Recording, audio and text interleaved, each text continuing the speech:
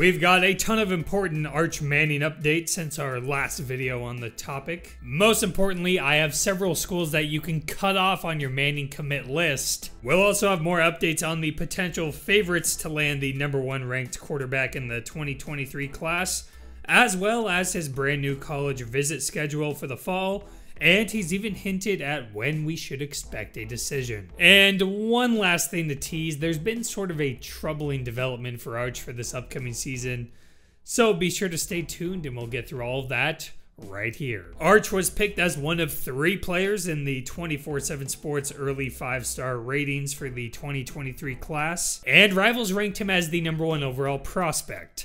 By the way, I should mention the #1 overall water bottle, at least in my books, and that's our sponsor, The Coldest Water. Anyway, Arch is now 6'4", 215 plus pounds, and his coach Nelson Stewart said that Arch was hand clocked recently at 4'6'5" in the 40.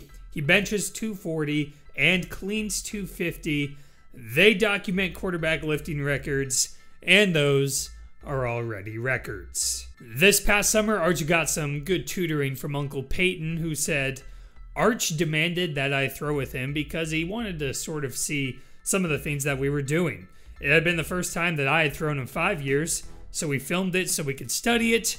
Arch said he got some good things out of it. Eli said he wasn't too involved with Arch's game, but both uncles are expected to attend games at Newman this fall. That reminds me, a hilarious event ensued this summer at the Hall of Fame ceremony, and every school still in the running for Arch will be licking their lips after witnessing this. On a day where Hall of Famers were being celebrated with crowds of fans, there was ironically a 16-year-old Arch Manning drawing a crowd of people asking for autographs from the star quarterback in the making. So yes, so many things are going right for Arch, but there is one very unfortunate thing that will affect his season.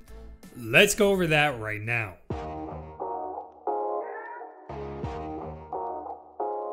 I know in the past many of you have commented that sure, Arch looked absolutely fantastic, but sometimes his receivers were making some serious plays on the field as well. And the recent bad news for Arch is that arguably his favorite target, AJ Johnson, has moved to play football in Florida. Johnson is a 4-star recruit with offers from schools like LSU, Alabama, and Georgia. So I guess there's a chance these two could reunite one day because those schools are deep into the Arch Manning sweepstakes. But for now, this will only hurt Newman's chances at a championship, and of course it takes away a big target for Arch, which in return serves as a validation test of some sorts when you're comparing him to the best players in the country. Now let's get into the good stuff. First off, Arch has said he is going to Mississippi State. I know he was joking when he said it, but come on, I had to scare you just a little bit. Let me show you that video real quick. Here I am with Arch Manning. He's fixing to let us know where he decided to go to school. Arch, what does it look like in 2 years? I think I've decided I'm 100% going to Mississippi State. That's what I... So originally Arch's plans were to visit schools in the summer, then create a list of top targets, and then revisit those ones in the fall. He ended up opting to cancel his trips to Notre Dame, Ohio State, and the West Coast, and go to Ole Miss instead. When he's already been to Oxford multiple times for family visits, isn't it fair to say that it would be extremely tough for any of those schools to hop Ole Miss or any other school he visited this past summer? The same pretty much applies to Tennessee, North Carolina, and Virginia. All those schools are good as gone, so you can cut them from the wish list. Now with that being said, we are left with a Big Six. I suppose we can call it Arch's Big Six. And those schools would be Clemson, Alabama, Texas, Ole Miss, LSU, and Georgia. I know Arch visited SMU as well, but I think it's tough to see them still in the running at this point. So out of that Big Six, I first want to dive into Georgia. And 24/7 Sports released his fall visit schedule, so after Arch's first high school game of the year, he'll be flying to Athens to watch Georgia host South Carolina. He told 24/7 Sports that Kirby Smart is a really good coach and he's excited to get up there and see what a game is all about in Athens. And oh, it gets better, Georgia fans. He goes on to say, Athens is really cool. That was probably the coolest college town there is. Coach Kirby, he has a good program. He's a really laid back, good guy, and seems like a guy I want to play for. Next, Arch will visit Alabama when they host Ole Miss on October 2nd. He said, "I'd love to be in a program like that organized with Coach Saban.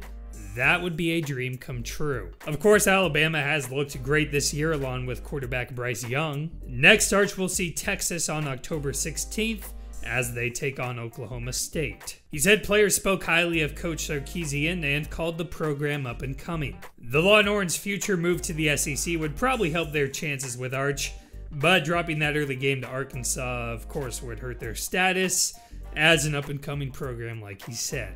Clemson's passing game coordinator Brandon Streeter will be in attendance for Arch's high school opener. Then Arch will return to Clemson on October 30th. And he went into some extra detail when talking about the Tigers. He said Clemson was awesome. The people there are so nice it seems unreal.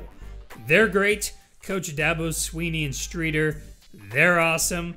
I went to dinner with the whole offensive staff, and it was amazing. Clemson, the culture over there is different, and it was definitely a great place to visit. The people, the culture, I feel like everyone there is happy around the facility, and it seems like a great environment, and that's something I'd want to be a part of. On October 23rd, Arch will visit Oxford to watch Uncle Eli get his jersey retired as Ole Miss plays LSU. He said Oxford is amazing. Coach Jeff Lebby and Coach Lane Kiffin are some of the smartest offensive minds I've ever met. I met with Coach Kiffin, it seems like 4 hours, and he blew me away with his knowledge. And they're going to put up some points this year, and I'm excited to watch them. I'm personally a bit higher on Ole Miss than I was in the last video. I think their stock is rising. Meanwhile, we've got another team whose stock is dropping. Obviously, some worries have cropped up with Ed Ogeron's LSU program off to another slow start. LSU is supposed to be the final member of Arch's Big Six, and earlier this year we heard from rivals that the Manning family is a big fan of LSU's hiring of offensive coordinator Jake Peetz, but it doesn't sound like Arch has a game visit set in stone there yet. Of course, he's close by to LSU, so maybe that's easier to schedule. But on the other hand, if they were a bigger priority, you'd think that they would have already been fit into the itinerary by now. LSU just ended up being stuffed at the end of the article along with Stanford. So I guess if you're Stanford, it sounds like you've outlasted Ohio State, Notre Dame, and USC as the only team outside the South, which is good, but I think it's still a long shot. Arch said he thinks his decision will be made next spring or summer. As always, let me know which school you guys think Arch will attend. I'm sure the comments section will be getting heated as always, so have at it. Peyton and I got my mom's speed, so or it skips a generation. I don't know what happened there, but he does run better than Peyton and I for sure.